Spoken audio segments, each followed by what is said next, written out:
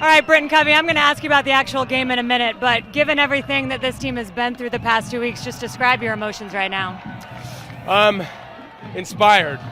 I feel really good. I feel, we didn't know if that inspiration would translate to a win, but that's not what was important at the time.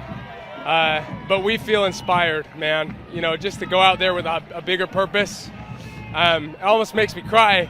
I'm just proud, happy, inspired, excited. So, what was it like to prepare for and play in this game? Well, having the bye week was really big for us, right? You gave us a little bit of time to really understand what was happening and bond together. And then obviously having it be USC was big for us because, it's kind of a rivalry game. But seeing everything that we've just gone through, I just think you're going to see a different Utah team, just one that you saw tonight. And like I said, that doesn't automatically translate to wins and losses, but it does in terms of camaraderie and brotherhood. 6 different Utes found the end zone tonight. Really? Yes. You've been talking up Vele to see that flea flicker on 4th and 1. Walk me through that. Well, so we called a different play out of the huddle, and Cam thought it was the flea flicker play. They called a timeout, and they were like, what were we lined up in? We said flea flicker. They were like, all right, let's run it. So that wasn't even designed at first. But, man, I will talk up Vele as long as possible. I love that man. Cam Rising, you are officially the first Utah quarterback ever to get a win here at the LA Coliseum. Given all that you guys have gone through over the past couple of weeks, what allowed you to come out here and pull this one out the way that you did?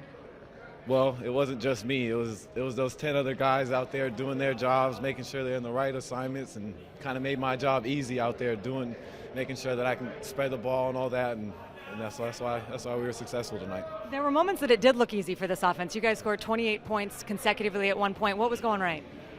Just got the ball rolling and just kept it rolling. Just stayed in that direction, and it was good. Now, I talked to Covey on the field, and he said that flea flicker play wasn't exactly the way that you guys drew it up. So, tell me what happened there.